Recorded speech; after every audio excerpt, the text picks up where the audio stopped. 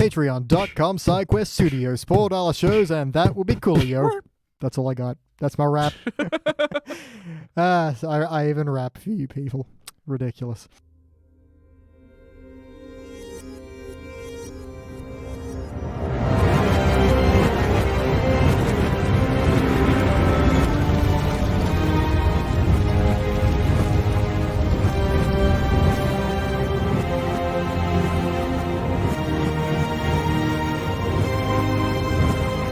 Hello out there, you Jurgen, Hergen, and Merkin Jerkins. Welcome to Thrones of Game. This is the Game of Thrones podcast where we watch the series backwards. If you've never heard the show before, let me explain there, friend. My name is BT Calloway. I've already seen the entire show, and joining me as always is Elliot Jay O'Neill, the man who had never watched a single episode of Game of Thrones until we started watching in reverse order. Elliot, how you doing there, buddy? Oh, I'm great, man. I'm just like a spider who just had his arse shaved. Smooth. We just watched Season 2, Episode 2, entitled The Nightlands. Elliot Jay O'Neill, what just happened? A lot of discussions about baby murder. This one's all about the babies. There's the baby murder, they're getting birth, they're getting, made into smoke monsters. It's a lot of stuff. Great discussions about how one got murdered, and I guess we'll look forward to that on our season finale next week. Yay. Thank God there's scotch.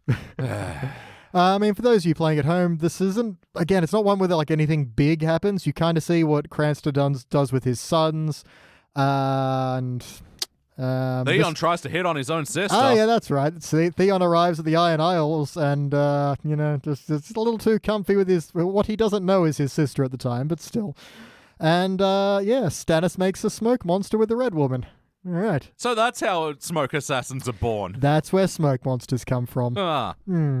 But what was your MVP of this Elliot? Of this Elliot? What was the... Fuck. My mum told me that smoke assassins were born by the smoke stalk. Smoke stalk, yeah, makes sense. But what was your MVP of this what episode? Was my your MVP most valuable part? I didn't make a note of it, actually. Yeah, because you're right. I didn't hate this episode, and I'm definitely not using the snoring bit because I was engaged the whole time. But yeah, you're right. Not a lot of big things, and in that kind of not a lot of. You know what? I'm going to throw an MVP out to Sam from another series because he was absolutely another seriesing very hard in this episode. His naive charmingness is just charming. Yeah. So and I guess this is the first time we see Gilly. I'm taking that as well. Yeah, she gets spooked out by Ghost, who's like, hey, you have a rabbit. Can I eat it? And she's all like, oh, God, that's a big wolf. Why are its eyes red? Yeah, which, fair.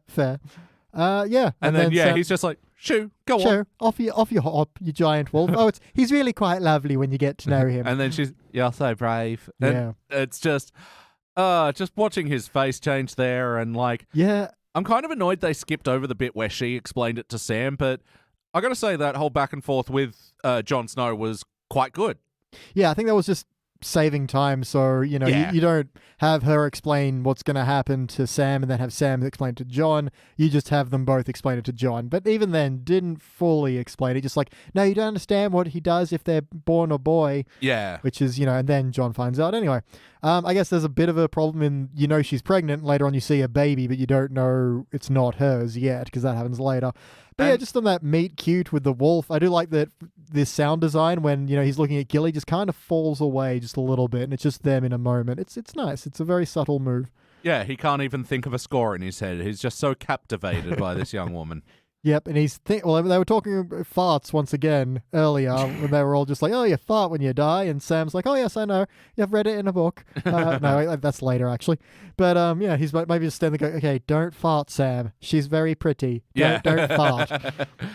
Very clenched. But on that, I read it in a book. It's just like, what, are you going to deliver a baby? I could try. I read about it in a book, I did. Yeah, that's his catchphrase, which I wish really just was throughout the rest of the series. Everything he does is, I read in a book. Sam, how are your teeth not fucked up anymore? Well, I read about this thing called brushing. Yeah. It got something called gingivitis. And again, just not being able to appreciate some of the bigger moments of the later season, like when he turns up at that citadel and just sees so many books. He's like, I'm going to read about so many things in books. Yeah. Oh, wonderful stuff. His optimism, he's great. He brings a nice bit of levity even to the bleak moments of this show. Mm-hmm. And especially in the follow-up scene where Jon does see what happens with the baby. So this is two babies we've seen, newborns. Yeah, so we see one get taken by a White Walker. We don't really see what happens. And the other one, we see it get taken away and kind of teleported to the Night King, who gives a little tap on the noggin and its eyes turn blue. And here's me without my bass to do the dun-dun-dun-dun-dun-dun joke. Yep, that's true. This is the problem of moving house. You don't have anything in this room anymore. In fact, I mean, it can't possibly, but it almost feels echoey in here because there's nothing in here. Yeah, which it can't. right. It's a soundproof room. It does not echo. No. And yet, it just feels like it does. Like it echoes visually, I guess.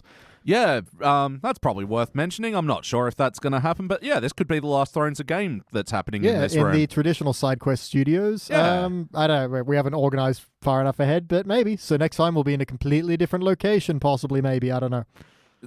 Stay tuned for the season 7 finale of Thrones of Game. Yeah, won't make a difference to you people at home. Cause Not really. It's just going to be audio. But hey, for us, it's sentimental. It's not all about you, audience of 25. We love you.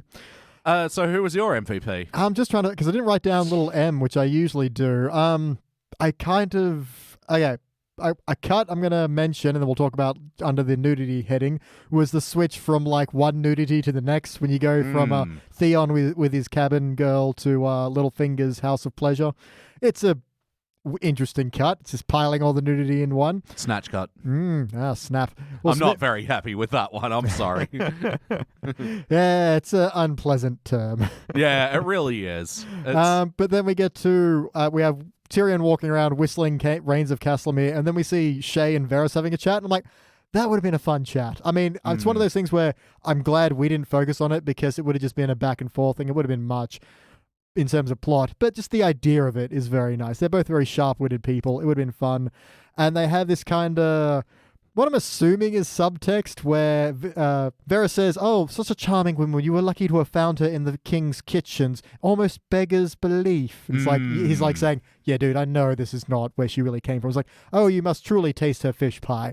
Yeah. And then Shay's all like, I take it as Varys as being a man who doesn't enjoy fish pie. And I'm like, are we in vag talk right now? Again, it's not a metaphor I enjoy, but it's one people use, and I feel like that's where we are. Yeah.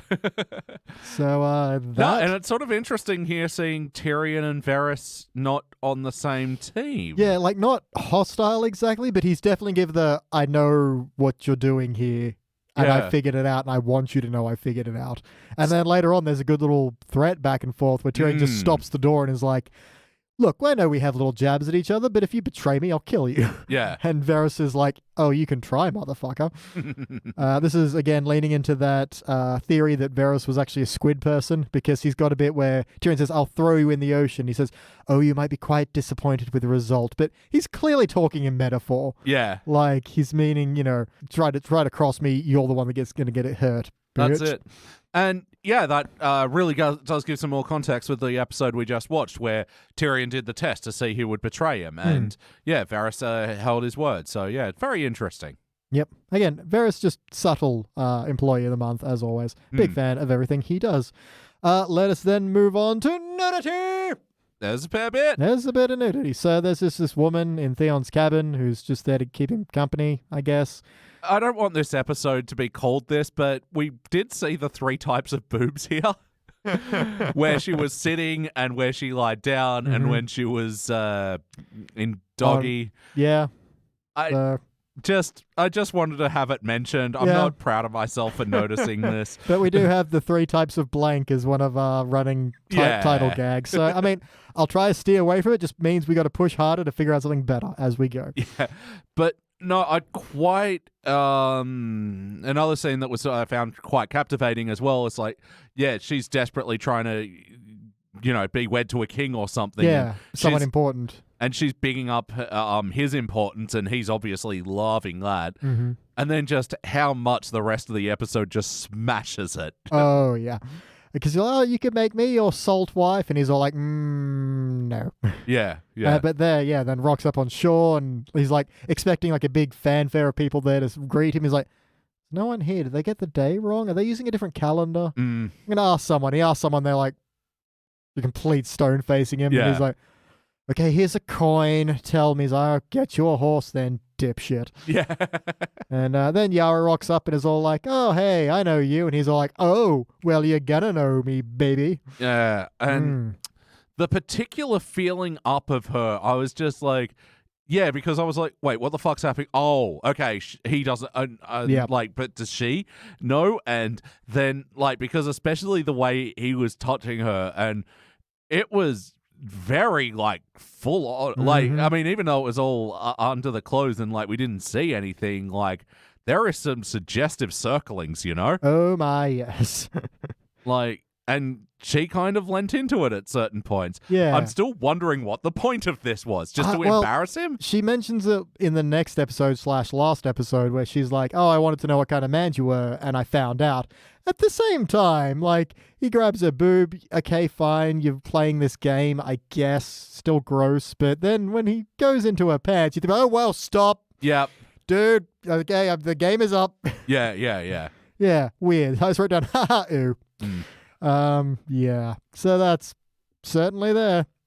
Yep. So anyway, why I did mention the 3 types of boobs as well is because, like, yeah, don't get me wrong, very beautiful woman, amazing nude body. It's just, I just found it interesting how very different her boobs looked in each of those 3 poses. Oh yeah, transformative boobs. They occur.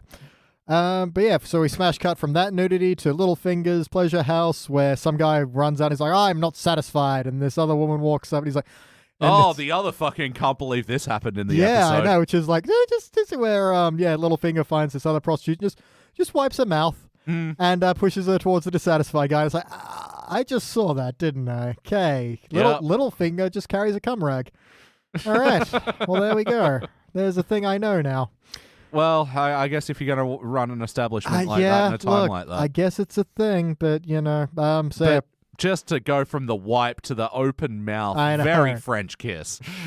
Hey, yep, difficult to watch. But yeah. Again, if it's a thing, fine, but I feel bad for... I almost feel bad for the guy for being unsuspecting. He didn't know. He didn't see this mouth wiping happening, so he's got no idea what just happened. Yeah. But yeah, Littlefinger then has a discussion with Roz, and we find out she's sad that this other woman who works there had her baby killed by the Gold Cloak guards, which is, a big point of this entire episode. So it comes up a few times, as does babies in general. We get to more of that. Yeah.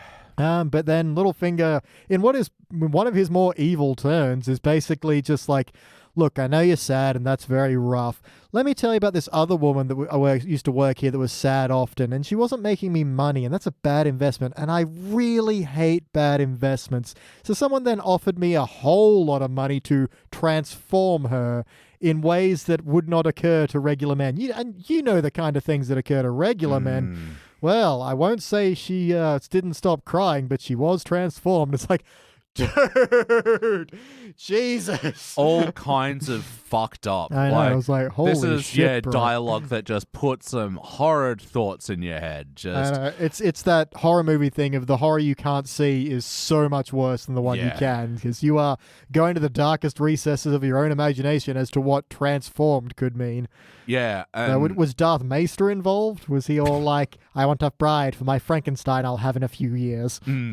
Yeah, transformed. Yeah. Fuck.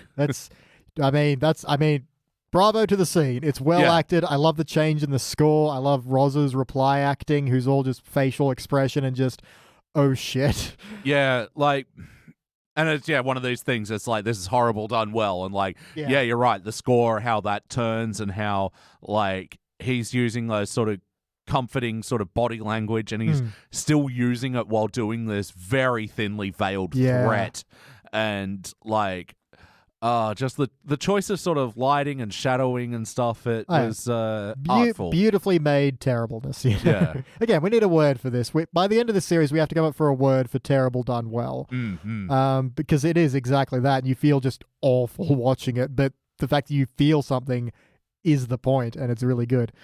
Yeah, and sort of for the most part, Baelish to me has sort of been a bit of a, I don't know, not ever a threat. Like, he's just sort of been this, smooth-talking douchebag. Yeah, he's been a power player, but it's always just been very rarely any kind of violence directly from his lead. Maybe in, like, subtly. Yeah. But, so he's an interesting figure in that, especially in terms of, how to play the game and stuff. But just showing the worst of him, that, he has power over, these women in his employ, and that's where he chooses to flex, and it's just like, but I mean, dude. also to that, this story might be a lie. Yeah. We don't know. Yeah. He could be making that up just to be threatening, in which case is, also still horrible to threaten someone with that, but it could be part of the game. Who the hell knows? Mm. And yeah, I like that we don't know. It's very good. Moving on then to violence. We did not have any. Nope. So we sort of did at the beginning where the Gold Cloaks rock up and they're like, we're looking for Gendry Baratheon. He's all like, well, these are all going to be men of the Night's Watch, and so they're beyond the rule of kings. So why don't you fuck off? And the horse you literally rode in on? Oh my god, why? I even used his quote in the opening. Yeah, this is my MVP of the episode. This fucking guy. Because I even wrote down, Night Watch dude is awesome. Yeah. And yeah, he has a great line of, the Gold Cloak goes for his sword and he guys already just puts a blade between his legs and is like, yeah, so many people are always worried about the neck, but they never think about what's down below. And all I have to do is nick the artery in your leg, and that artery is staying nicked because no one here knows how to fix it. So why don't you fuck off? And then he takes his sword as just a power plate. He's like, nice. He steals his steel, as I wrote down. Nice. Yeah, and then has a great line of, yeah, man, I sharpened this knife this morning. It could shave a spider's ass. Like, damn, dude. Just, the imagination of like, what a threat to have the word spider's ass next to each other and still be like scary. Like, I know, because, well, it makes you A, picture spiders, which no one enjoys doing. Nope. And B, just thinking about the little hairs on their butt getting pinked off by this blade. Mm-hmm. And the spider being like, just a little bit off the top, okay? Like, not too much. You still want to be cool. Yep. I may have eight eyes, but if you could use the mirror, I want to see the back. Yeah. Oh, could you, like, shave a word into there? I don't know. What do I want? Web? That's a little too obvious. Spider with a Y. Ooh, yeah. It'll be like spy. And like, I'm a spy. Yeah, let's get that, bro. But yeah, I loved that whole dialogue with the whole no one wonders what's down below, and he's like got the sword in his crotch, and you're like thinking, oh, he's saying lob the dick off, but no, the fucking thigh artery. Yeah, it was not cock talk like I thought it was going to be, which alone would be a fair threat. But yeah, it's like, oh yeah, there's an artery right there that will murder you quite well. Mm-hmm. Yeah. Oh, it's the one that they, when they're doing heart bypass surgery, they pull it up from the leg and reattach it up there to the heart to make that work. Yeah, fascinating. Yeah. There's our recommendation. Yep. Heart bypass surgery. I guess. I don't know. Recommended by the Thrones of Game. But yeah, in this opening scene as well, we meet a man. Yes, the murder genie. Was that what you were referring to? Yeah, because he gives his name as Jürgen Hagen, I think. I wrote down Jagged Hacker. Yeah, and then next to that I wrote down Merkenjerken. But murder genie is better for my personal tastes. Yeah. And again, he's already straight off the bat being kind of mystical other dude, because the other two prisoners are like, give us some water, you fucking cunt knuckle. Yeah. And he's all like, a man does not choose his compatriots, but a man would enjoy a drink if a girl would provide it. I was like, a boy, he doesn't know at this point. Or he knows and he's just not giving up the game. Yeah. Yeah. It's so funny how much they've made him stand out. I swear they do an isolated filter on him. And just to be a bit more glowy and his eyes to be a bit more piercing. They just don't cover him in shit. Yeah. Those other two were covered in shit. Yeah, really nasty teeth. Oh, gross. Yellowing. Yep, but no, because we know eventually that he is this kind of mystical assassin dude, so fair enough that he does really stand out throughout the entire thing. Yeah, it's a good bit. I enjoyed it. Yeah. Let's see. Oh yeah, and then just on, we see some Arya Hot Pie and that guy, Gendry. And, there's a little bit of that messing around. And they do like the kind of debate between the kid who gets stabbed in the next episode and Hot Pie is like, I've seen a battle. It's like, fuck off, you have not. And he's like, no, I saw two guys fighting. Like, two guys fighting is not a battle. Well, they are wearing armor. Yeah. I just wrote down, what's a battle? Yeah. He said, what's that rattle? Oh, you hear beers is ours? Yes. I kept being reminded of, I don't remember who the fucking quote's attributed to. I don't know what pornography is. I don't know how to define it, but I know it when I see it. Yeah. And I think it's weirdly enough like a Supreme Court judge or something weird like that. Yeah. When they were doing one of these like censorship kind of debates. Yeah, I know. It's like, I think I remember it as being someone, who was quite conservative, and it's like, actually just a phrase for like going, it's ill-defined. Yeah. And I do like the sort of discussion of a battle because, isn't two dudes brawling outside a pub? How many people are required for it to be a battle? Yeah. 3? 7? I don't know. But even Gendry going, of course not. Any idiot can get armor. How do you know? I sold armor. Yeah. Well, like the guy was fighting in armor. He was a knight, but just because he was in armor? Yeah. All right, well, no. Yeah. That's stupid. Yeah. And Hot Pie was wonderful. I wonder what point he did find out that Arya was a girl. I don't know, because they don't seem to reveal it to the other guys. Yeah. I can't remember it happening at least. I mean, it doesn't matter, but No, still, but yeah, this was a big secret. And I do like Gendry figures it out. And he's all like, look, I'm not going to tell anyone. People are looking for me, apparently. This is weird. And then Arya kind of trusts him a bit more and says, I'm Arya Stark. He's like, oh shit, I shouldn't have like made all those cock jokes earlier. And she's like, no, it's like, no, it's not fit for my lady. I told her about the piss. Fuck. Yeah, and she shoves him. He's like, well, that's not very ladylike. And he shoves him. That's really unladylike. It's such a good little child playful moment. Yeah. And he also has a good line of like, you shouldn't insult people bigger than you. And she's like, then I never get to insult anyone. Yeah. It's a good bit. Yeah, this almost like, coming of age high school trip story that's happening in the background, almost without all, the murder. It is almost a shame that, like, and, as good as the Arya and the Hound stuff was, it's almost a shame that, this little trio was pretty much cut short. Yeah, very short-lived. Again, I would have liked to have watched some more of that. Yeah. There are a lot of road trips in this movie now that I'm in this show, now that I talk about it. Well, that is all the violence notes. Oh, but just a bit of clarification, and I can't believe I've never really thought about this. So the Night's Watch on the wall are protecting King's Landing? Okay, no, the Night's Watch on the wall are protecting all of the kingdom, pretty much, from the wildlings who want to come down and raid shit. And, of course, the wall was built back in the superstition of there being, walking frozen undead people. But people obviously don't believe that over time because time has passed on. Or even if they did, they may have once believed in giants, but they don't anymore. Or they think they're all extinct, which they virtually are, seeing as we see the last two die in this series. But no, they're protecting everyone. So if you think of, England, think of Scotland as being like the far north, the north. Yeah. And then like Edinburgh being like Winterfell. And so the wall is a little bit north of that. And then everything down is just all the other kingdoms and stuff. Oh, right. Okay, because, especially with that scene with Cersei going, oh, I'm sure the Night's Watch will protect us, so we'll be fine. Yeah, I mean, they're pretty far away. She's like in, I don't know geography that well. I guess London, basically. Sure. Yeah. Yeah, it was just like something that I never put together. It's like, wait, what land are they protecting? Turns out most of them. Yep, the entire continent. It's just the wall is their first, last, and only real line of defense from whatever is in the north. So we get a bit of, again, just cutting Theon down, which at this point he does kind of need. Yeah. Where he rocks up and his father's like, look at you, you're in skirts and all dressed all fancy. Did you pay the iron price or the gold price? And he's like, what? He's like, did you murder someone and take it as a trophy or did you pay somebody for it? It's like, dude, what the fuck is wrong with you? With money supporting an economy. Yeah, because they're all like, we do not sow, we take what we want. It's like, dude, there's no fucking way. You live on an island without enough trees to build all these ships. How does this work? Yeah. You're stealing trees? Yeah, and so, as part of the reveal, I do like how, it was revealed. It's like, you can't trust her, she you go. And it's like, dude, she's like led armies and shit. Like, you're nothing. Yeah, what are you? You're some fancy lad with a stupid bauble you paid the gold price for. Yeah. There's some things in life money can't buy. For everything else, there's the iron price. Stab them. Which is, he's a dick. I don't like that guy. But, I also don't like Theon at this point. So. No. And then I do also like there's a bit where, he's having this whole rant and then he and Yara in unison go, what is dead may never die. And Theon just does it like a quarter second too late. So, like mono, dope. Yeah, exactly.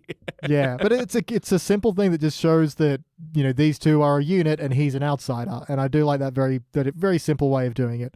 Yeah, there's so many ways that you can show that he hasn't been here for 9 years, and that was a great one. Yeah, although it makes me wonder how old he's supposed to be, because he's like, well, I sent you away as a crying boy, and 9 years later you return. But then he says, they had you for longer than I did. So it's like, okay, so he's 17 at the most. I guess, yeah. So... yeah, all right, that's weird, but okay. It's kind of weird I appreciate he's probably, again, 17 in the books. It kind of seems he's definitely doesn't look like a 17-year-old in the show. Feels like maybe they should have changed that line of dialogue a little bit. Yeah. No, it's interesting, actually. Like, everyone in this show is actually younger than I thought they'd be. Yeah. I mean, especially when we looked up Sansa's real age at the time of filming. Like, oh, wow, she is actually very age appropriate. Yeah. Yeah, we get a little bit of Dan Brady, and once again, she gets the goddamn episode title despite having one scene. Oh, is that what the Nightlands is about? Yeah. So they're all lying there dying in the desert, and this horse rocks up, and it's got a sack on it dripping blood, and obviously they've sent out like a scout or something, and he's come back dead. And then this woman who is, I don't know, his wife or something comes up and starts bawling her eyes out. It's like, no, they didn't just kill him, they butchered him, and now his soul is destroyed because the body won't be burned and he won't ride in the Nightlands. The mythos of their religion is, when you die, you go to the Nightlands where you can ride forever in these endless fields and battle. I guess maybe like Valhalla, I'm not too sure. Wow. This was such a small scene. Yeah, episode title for some reason. And it was just making me wonder what happened to all these women they were traveling with. They seemed like such an important part, especially in this and the last episode, and then they get overshadowed by the army. I guess once you've got an army, yeah. But even some of them do stick around and become our handmaidens and stuff. But eventually, it is just Miss Sunday, and that's it. Yeah, I mean, it sort of makes me disappointed because, from what I'm gathering from context, is that these are her. Her what's left of her village or something, her family, and kind of. Yeah, just the bare people that will, travel with her and follow her into the certain death. The few people when she left the office and was like, all I want to know is who's coming with me. And these are the people who came with her. I mean, it would have been a simpler thing to maybe they did, and I just didn't notice, just have them wandering around her encampment, and that would have helped sell the idea of, freedom and liberation, that she has these women who feel safe to just walk around doing whatever it is they do. And maybe falling in love with Unsullied or whatever. I don't know. But just being people, Yeah, because she's not doing much to build... Well, she has, through the course of the series, hasn't done much to build, her kingdom. She's just been, gathering an army this whole time, and you don't get a sense that there's actually civilians in amongst this whole thing. She's been paying the dragon price and just burning shit down and taking it. Yeah, that's it. Now that I realize that, pretty much. She takes a city by conquering it. She gets an army by just murdering the guy who's selling it. Dan Brady, bit of a bitch. Yep. But that's the one freaking scene of her, and she gets the episode title again. Just took what she wanted, man. Pretty much. Let's see. Then we get a bit of Tyrion talking to Captain Headless, who's Lord Janus, apparently. Oh, the dinner scene. I was like, have I seen this guy? Yeah, I'm pretty sure that's the guy who's at the wall, gets decapitated by Jon, ages from now. Oh. Yeah, I completely forgot he was in this before, but you find out that he's betrayed Ned Stark, who was the previous Hand of the King, and it's like, well, I'm Hand of the King now, and obviously you don't have a problem betraying Hands of Kings, so fuck off to the wall, please, bye. Very good thing of, the old threatening dinner scene, and it's like, oh, you should have stopped at him, and all that stuff. Could have made this easy on yourself, turn around. Look who's there. It's my assassin. It's all the guards, with Bronn, who's being awesome as always. Although he does have he does have a bit of Bronn, would you, if I gave you an order to murder an infant, would you do it without question? He goes, no, I'd ask how much. Yeah. It's like, Bronn, I mean, I like to think you have limits. I like to think you're just playing at that one. Come on, dude, I want to like you. Come on, Bronn. Look, Thrones of Game does not support infanticide. Infanticide?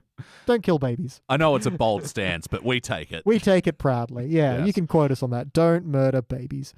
Let's see. I think that is all my notes on that part. Merkin Jerkin, spider's ass. Let's move to my other page. Haha, you. Oh, yeah, and then she's all like, because when, Theon's flirting with Yari's like, oh, you can come into the castle, it'll be a night to tell the children. And she's like, I don't think that'll be a story appropriate for children. Yeah. But later on, during the reveal that actually she's his sister, she's like, oh, this will be something to tell the children. It's like, really? This is a story. So your uncle, get this. Oh, wild. He came back after 9 years and finger banged me on a horse. Shit. Yep. I was about to say there's no other way to say that. There definitely are other ways to say that. However, I steered into it. Mm-hmm. Let's see. Then we have Sir Davos having a meeting with the Brown Pants Pirate.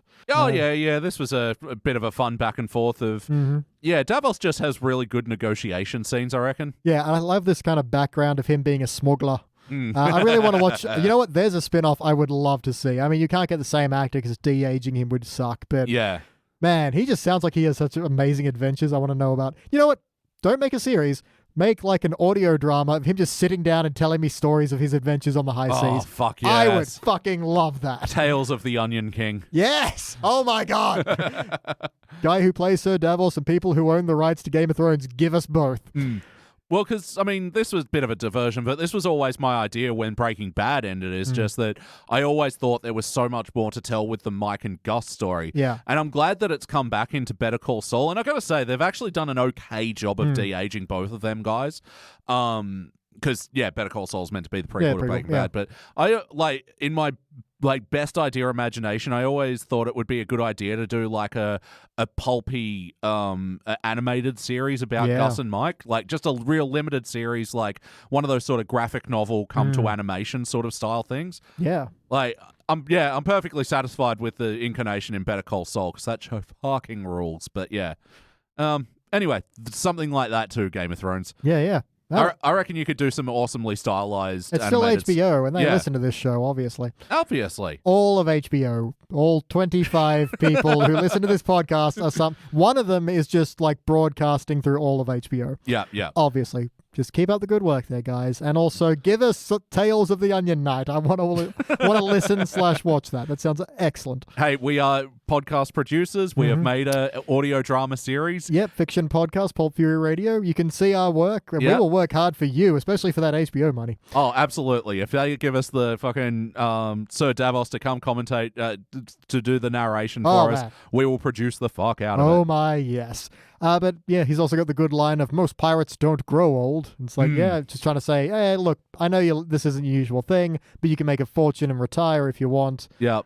It's a good little bit. Oh my god! Also, the actor playing Sir Davos, Liam Cunningham, he's also not as old as I thought he'd be. Really? How old do you reckon he is? 47? I'm not great at ages. Oh, okay.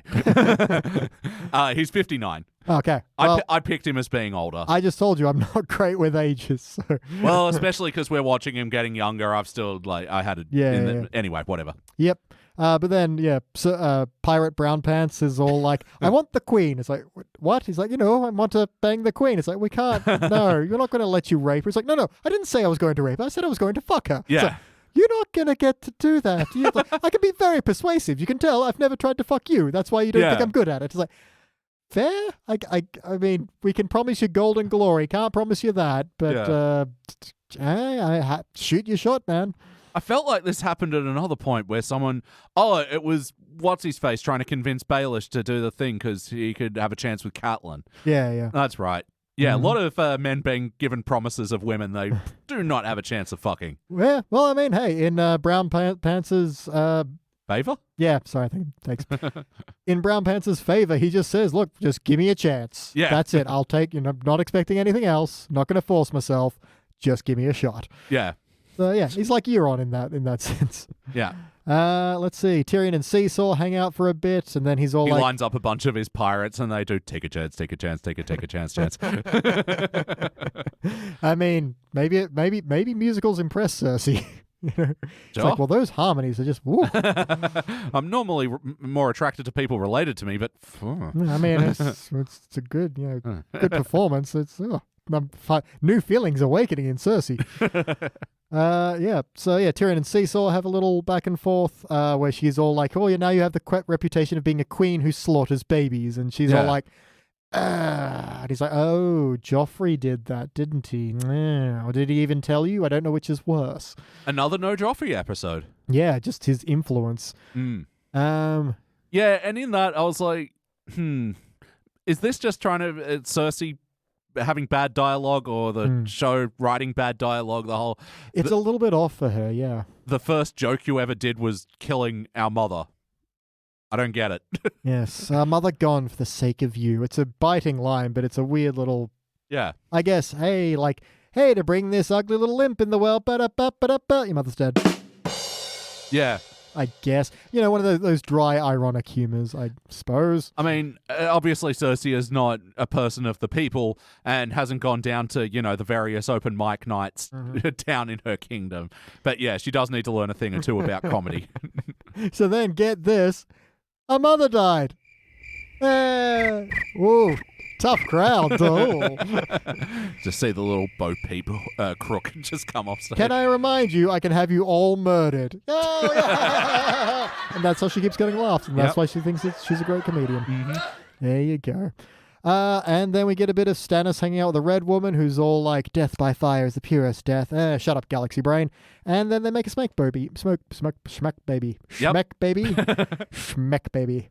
Yeah, and her hair is looking very Daenerys-y at the moment. Yeah, very curly. So a lot of confidence in that woman. Mm-hmm. She just dropped that robe and Stannis is like, oh, I'm married. And she's like, have you seen this? And he's like, let's do this. My wife sucks. Have you seen this?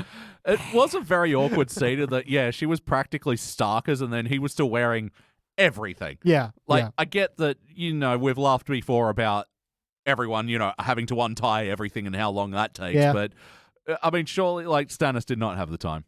Nah. Actually, as well in the sex scene with Theon, just I was going to say. him thrusting straight into it, like... Yeah. I took that as, especially when they're like missionary and the woman's like, I can be your soul queen. But then when she's, doggy style turned away from him, she's like, whatever. Yeah. So that's very telling. Mm. Yeah. And that's the end of my notes. Yeah, my notes too. The other thing was just, Cranston's, we find out what happens to Cranston's sons get left out for zombies. Well, that puts me out of notes, and that puts you out of notes. Let's ask our final question. How did we get here exactly? Well, I've been told that the next episode is called The North Remembers. So we're just going to hear a bunch of things that the North remembers. Yeah, we're going to get a bunch of boomer humor. Yep. Like, a whole bunch of, I remember when kids didn't have stick and balls. Oh, I remember. We used to play with rocks. The North remembers. This guy's talking about books. I remember when we didn't have books. So, just stare at them all day. Terrible. Give you square eyes looking at those pages. The North remembers. How were I meant to learn things if... learning things. You big brain. We used to use our brains for nothing. Yep. Just working, because the North remembers. We used to use it for remembering things. So, we're going to get the Pepperidge Farm bit over an entire course of an episode. All right. And we're also going to drink some scotch. Woo! Yeah. Yeah, nice.